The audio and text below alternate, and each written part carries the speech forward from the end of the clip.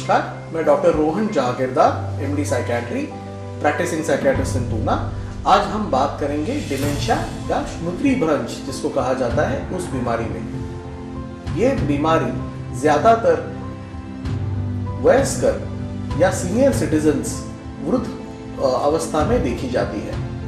60 से 65 इस age group के अबाव 5 से 7% लोगों में ये बीमारी पाई जाती है और जैसे 70 या 75 की उम्र के ऊपर हम जाते हैं लगभग 10 से 12% लोगों में ये बीमारी होती है। 80 से ज़्यादा उम्र में करीबन 15 से 20% लोगों में ये बीमारी पाई जाती है। इस बीमारी में हमारी बुद्धि ठीक रह सकती है, लेकिन हमारे विचार करने की प्रक्रिया जिसको कॉग्निशन कहा जाता है उनमें दिक्कत आ सकती है। हमारी याद रखने की क्षमता, इस पे भी प्रॉब्लम आ सकता है। इसमें रीसेंट और इमीडिएट मेमोरी, मैंने जैसे खाना खाया, मैंने कितने बजे मैं यहाँ आया, इस प्रकार की चीज़ों को इफेक्ट होता है। लेकिन जो पुरानी बातें हैं जैसे मेरा जन्मदिन हो गया या 30 साल पहले की बातें, ये सब पेशेंट को याद रह जाती है।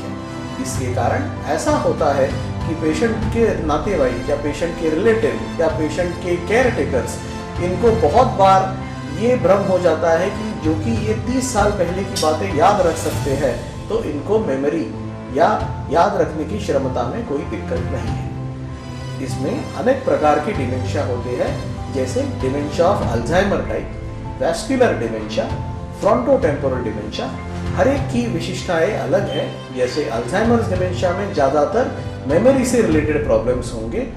फ्रंटोटेम्पोरल डिमेंशिया जैसे डिमेंशिया में स्वभाव या व्यक्तिमत्व का चेंज देखा जाता है, जहाँ पे अजीब हरकतें करना, अचानक से गुस्सा होना, अचानक से ऐसी हरकतें करना जिसको पेशेंट से कभी हम एसोसिएट नहीं कर सकते, जैसे किसी गलत जगह पे चले जाना या कोई गलत बात बोल देना गलत जगह पे, ऐसी चीज़ें देखी जा सकती है। डिमेंशिया के कुछ कॉज होते हैं जो रिवर्सिबल होते हैं, जैसे हाइपोथायराइडिज्म, फॉलिक एसिड डेफिशिएंसी या मेडिकल कंडीशन जैसे नॉर्मल प्रेशर हाइड्रोसेफेलस। इन कंडीशंस में पेशेंट का डिमेंशिया रिवर्सिबल हो सकता है। हमें ये जानना है या ये समझना है हमेशा कि डिमेंशिया एक प्रोग्रेसिव इलनेस है, तो हम इनका इलाज क्यों करें? तो इलाज 2 कारणों से करें। पहला है कि उनका जो प्रोग्रेस है उसको हम डिले कर सकते हैं। उसको डिले करने के कारण पेशेंट की क्वालिटी ऑफ लाइफ अच्छी बनी रह सकती है कुछ और सालों तक। दूसरा है कि उनके जो वर्तन के सिम्टम्स हैं, मतलब behaviour and psychological symptoms of dementia जो है, इनमें दवाई से बहुत ज़्यादा अंतर आ सकता है। मतलब उनकी क्वालिटी ऑफ लाइफ काफ़ी अच्छी तरह या काफ़ी अच्छा सुधार उनमें वो हो सकता है। सीनियर सिटीजन्स या उस वयोवर्ग में आपको जो बाकी प्रॉब्लम्स दिखते हैं उसमें बहुत सारे टाइम डिप्रेशन हो गया या लेट ऑनसेट साइकोसिस हो गया या आपका बाकी मेडिकल कंडीशंस जैसे डायबिटीज, पार्किंसंस, आर्थराइटिस, इन सारे कारणों के विषय से भी दिक्कतें आ सकती है उनकी day to day quality of life में। डिमेंशिया से कैसे बचें? तो ऐसा कोई यूनिक तरीका नहीं है, लेकिन हम हमारे ब्रेन को जितना एक्टिव रख सकते हैं उससे उसमें आने वाले बदलाव हम टाल सकते हैं या उसको दीर्घकाल तक थोड़ा समय को रोक सकते हैं।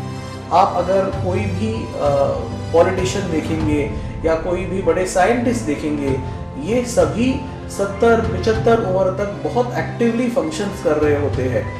कोई 10 घंटे करते हैं, कोई 15 घंटे करते हैं, और यही चीज़ है जो इनके ब्रेन को ज़्यादा एक्टिव रख पाती है या उस अवस्था में रखती है। आप और हम क्या कर सकते हैं? तो कोई नई भाषा सीख सकते हैं, कोई पजल सॉल्व कर सकते हैं या कुछ ऐसा नया करें जिससे ब्रेन को स्टिमुलेशन मिलता रहे। डिमेंशिया के लिए ओवरऑल आपका क्वालिटी ऑफ लाइफ मेंटेन करना ज़रूरी है और सीनियर सिटीजन्स उस एज ग्रुप में नए दोस्त बनाना या उनके लेवल के लोगों के साथ रहना, इस चीज़ से भी फायदा होता है। बहुत सारी जगहों पे सीनियर सिटीजन्स ग्रुप है, सोशल ग्रुप्स है, senior citizens health care groups है, जहाँ पे रहने से इनको उनके एज ग्रुप के लोगों के साथ रहने से और फायदा हो सकता है। अपना ख्याल रखिए और प्लीज रेगुलरली मेडिकल इन्वेस्टिगेशन करना भी जरूरी है, ताकि रिवर्सिबल अगर कोई कॉज है तो उसको करेक्ट किया जा सके। धन्यवाद।